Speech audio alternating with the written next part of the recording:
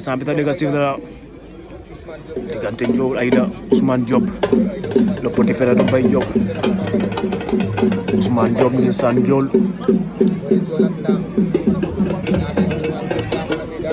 Ndiol Aida ndeysaan Ousmane Diop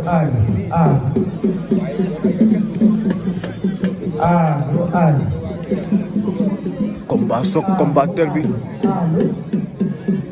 diganti Ousmane Diop Ndiol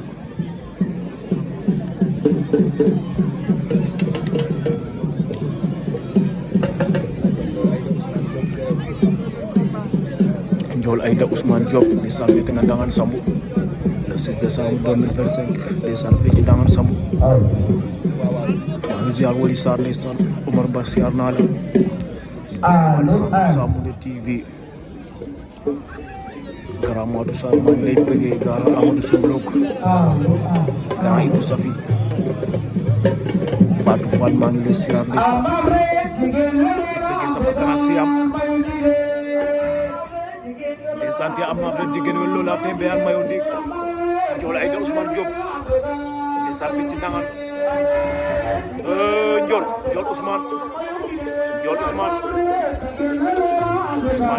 Ndiol nombo Ndiol Aida Ousmane Diop Ndiol e santi amma fe jigen wello la beyan mayo ndik ndeysaan ous borom mar fa ko maa ngi lay siyaar yo grand frère de Ndiol Aida ndeysaan cakko la nga ne bala nga ne Fodé Thiam maa ngi lay bëgg di la kontaane ndeysaan sama grand Ousmane Thiam maa ngi lay bëgg di la siyaar Ndiol Aida Ousmane Diop